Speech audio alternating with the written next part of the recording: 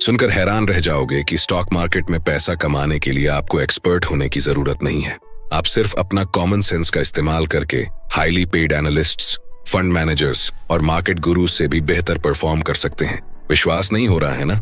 लेकिन हाँ, ये बिल्कुल मुमकिन है। दुनिया के सबसे सफल इन्वेस्टर्स में से एक माने जाने वाले पीटर लिंच की legendary book one up on wall street हमें यही सिखाती है।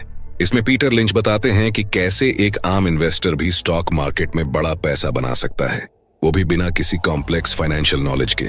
दोस्तों, अगर आपको लगता है कि स्टॉक मार्केट सिर्फ पैसे वाले लोगों के लिए है या फिर आपको इन्वेस्ट करने के लिए फाइनेंशियल न्यूज चैनल्स देखना जरूरी है, तो आप बिल्कुल गलत सोच रहे हैं। आप अपने आसपास की दुनिया देख के भी स्टॉक मार्केट में पैसा बना सकते हैं।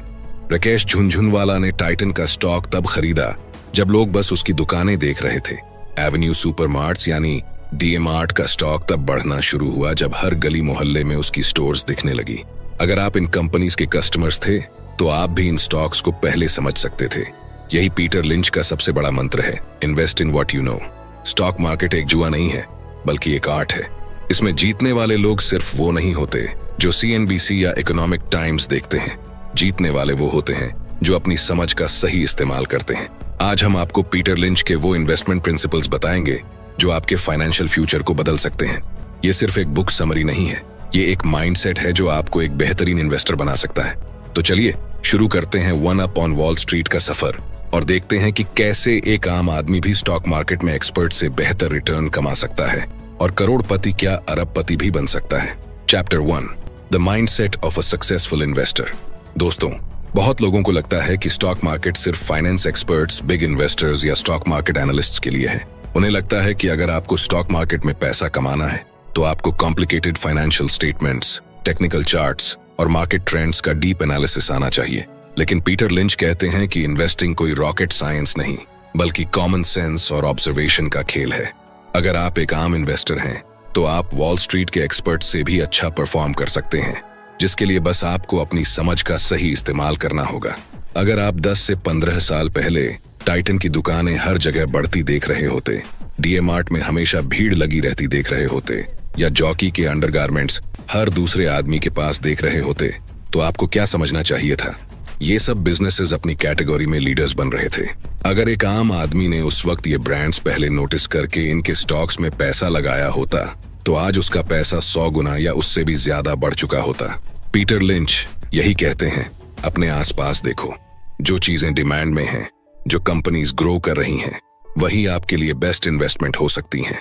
आपको कोई स्टॉक एक्सपर्ट बनने की जरूरत नहीं है, बस अपनी ऑब्जर्वेशन पावर शार्प करो और कॉमन सेंस का यूज करो।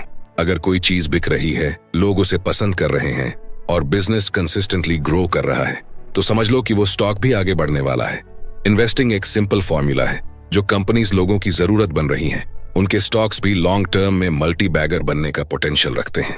दोस्तों, हम में से ज्यादातर लोगों को लगता है कि बड़े फंड मैनेजर्स, फाइनेंशियल एनालिस्ट्स और वॉल स्ट्रीट के एक्सपर्ट्स के पास एक स्पेशल पावर होती है जो एक आम इन्वेस्टर के पास नहीं होती।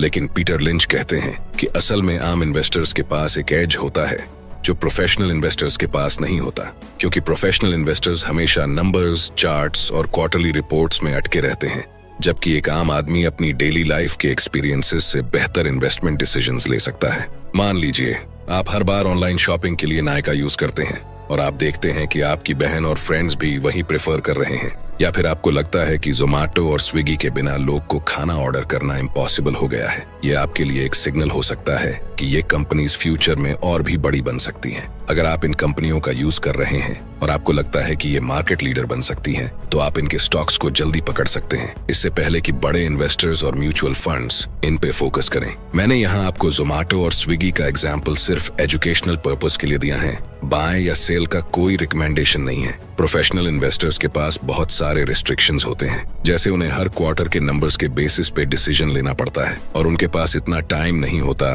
कि वो ग्राउंड रियलिटी देख सकें। लेकिन एक आम इन्वेस्टर के पास ये आजादी होती है कि वो अपनी समझ और ऑब्जर्वेशन का यूज करके उन स्टॉक्स को पहले स्पॉट करे जो फ्यूचर में मल्टी बैगर बन सकते हैं।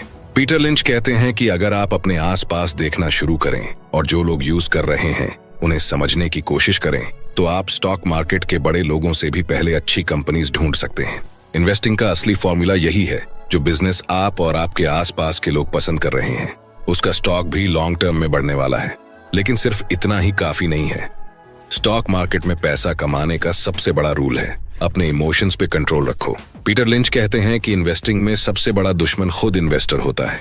लोग मार्केट में पैसा इसलिए नहीं हारते क्योंकि उन्होंने गलत कंपनी में इन्वेस्ट किया, बल्कि इसलिए हारते हैं क्योंकि वो डर या लालच के शिकार हो जाते हैं। जब मार्केट गिरता है तो लोग पैनिक में अपने शेयर्स बेच देते हैं, और जब मार्केट ऊपर जा रहा होता है तो वो बिना सोचे समझे नए शेयर्स खरीद लेते हैं। भारत में 2020 का कोविड-19 क्रैश इसका एक परफेक्ट एग्जाम्पल है। जब मार्केट 30 से 40% गिरा तो मैक्सिमम इन्वेस्टर्स पैनिक में आके अपने स्टॉक्स बेचने लगे। लेकिन जिन इन्वेस्टर्स ने पेशेंस रखा और अच्छी कंपनीज के शेयर्स और ज्यादा खरीदे, उनका पैसा सिर्फ 1 से 2 साल में डबल ट्रिपल हो गया। जो लोग Titan, HDFC bank, Bajaj finance जैसे स्टॉक्स को गिरे हुए प्राइस पे लेकर बैठे रहे, उन्होंने 2021 से 2022 में रिकॉर्ड प्रॉफिट्स कमाए। लेकिन जो पैनिक में बेच के निकल गए, उन्होंने सिर्फ नुकसान उठाया। पीटर लिंच कहते हैं कि इन्वेस्टर का पेशेंस ही उसकी सबसे बड़ी ताकत है। अगर आप एक अच्छी कंपनी को समझ के लॉन्ग टर्म के लिए इन्वेस्ट करते हैं और मार्केट के शॉर्ट टर्म फ्लक्चुएशन से घबराते नहीं, तो आप बड़ी कमाई कर सकते हैं। सबसे बड़ा फॉर्मूला सिंपल है, जब सब लोग डर के मारे बेच रहे होते हैं तब खरीदो, और जब सब लोग ग्रीड में आके बिना सोचे समझे स्टॉक्स ले रहे होते हैं तब संभल के रहो। अगर आप अपनी इमोशंस को कंट्रोल करना सीख लें तो आप एक एवरेज इन्वेस्टर से भी ज्यादा पैसा बना सकते हैं।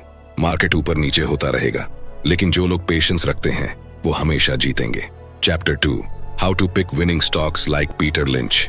दोस्तों, पीटर लिंच कहते हैं कि स्टॉक मार्केट में हर तरह के शेयर्स होते हैं, लेकिन अगर आप एक डिसिप्लिन्ड इन्वेस्टर बनना चाहते हैं तो आपको समझना होगा कि कौन सा स्टॉक किस कैटेगरी में आता है। ये समझना इंपॉर्टेंट है क्योंकि हर स्टॉक का ग्रोथ पोटेंशियल अलग होता है। अगर आप बिना समझे किसी भी स्टॉक में पैसा लगाएंगे तो आप रिस्क बड़े लेवल पे ले रहे हैं। कुछ स्टॉक्स ऐसे होते हैं जो धीरे धीरे ग्रो करते हैं, जैसे कोल इंडिया या ONGC, जिसमें ग्रोथ स्लो होती है लेकिन ये अच्छे डिविडेंड्स देते हैं। ये स्टॉक्स उन लोगों के लिए अच्छे होते हैं जो ज्यादा रिस्क नहीं लेना चाहते और सेफ रिटर्न्स चाहते हैं। फिर ऐसे स्टॉक्स होते हैं जो स्टेबल और रिलायबल बिजनेसेस चलाते हैं, जैसे HDFC बैंक, इन्फोसिस और TCS। ये ओवरनाइट मल्टी बैगर नहीं बनते, लेकिन लॉन्ग टर्म में कंसिस्टेंट ग्रोथ देते हैं और मार्केट क्रैशेस के दौरान भी ज्यादा गिरते नहीं। कुछ स्टॉक्स ऐसे होते हैं जो फास्ट ग्रोवर्स होते हैं, मतलब जिनमें तेज एक्सपेंशन और ज्यादा प्रॉफिट्स का पोटेंशियल होता है, जैसे DMart और बजाज फाइनेंस, जो अपनी रिस्पेक्टिव इंडस्ट्रीज में लीडर्स बन चुके हैं। DMart ने इंडियन रिटेल मार्केट में रिवॉल्यूशन ला दिया और बजाज फाइनेंस ने लोन मार्केट में एक डोमिनेंट पोजीशन ले ली।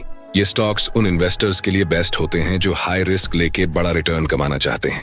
मार्केट में कुछ ऐसे स्टॉक्स भी होते हैं जो साइक्लिकल होते हैं, मतलब जो इकोनॉमी के साइकिल के साथ ऊपर नीचे होते हैं।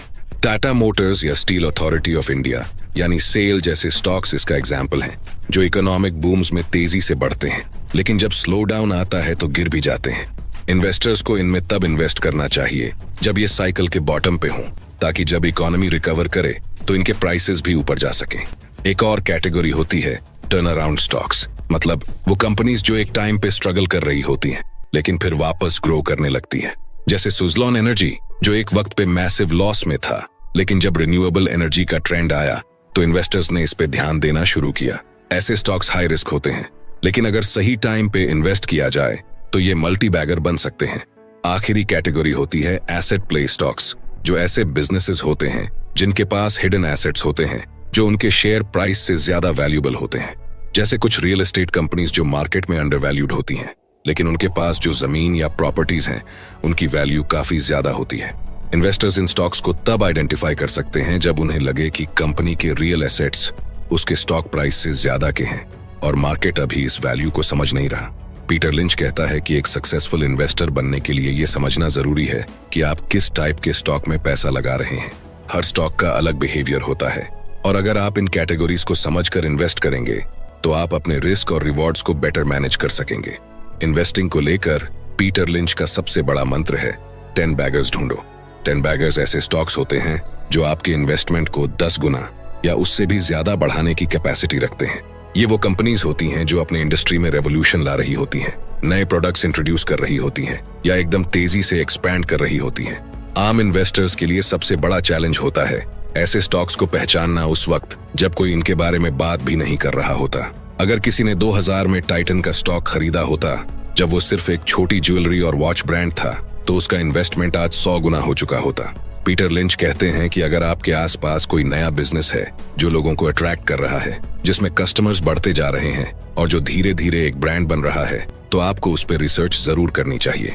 फास्ट ग्रोइंग कंपनीज की सबसे बड़ी निशानी होती है कि इनकी सेल्स और प्रॉफिट्स कंसिस्टेंटली बढ़ रहे होते हैं और इनका मार्केट में कोई स्ट्रॉन्ग कंपटीशन नहीं होता या ये अपना एक अलग स्पेस क्रिएट कर रही होती है। एक और इंटरेस्टिंग बात यह है कि 10 बैगर स्टॉक्स अक्सर शुरू में इग्नोर किए जाते हैं। जब रिलायंस जियो आया तब बहुत लोगों को लगा कि ये सिर्फ एक टेलीकॉम कंपनी है जो सस्ते डेटा से कस्टमर्स आकर्षित कर रही है।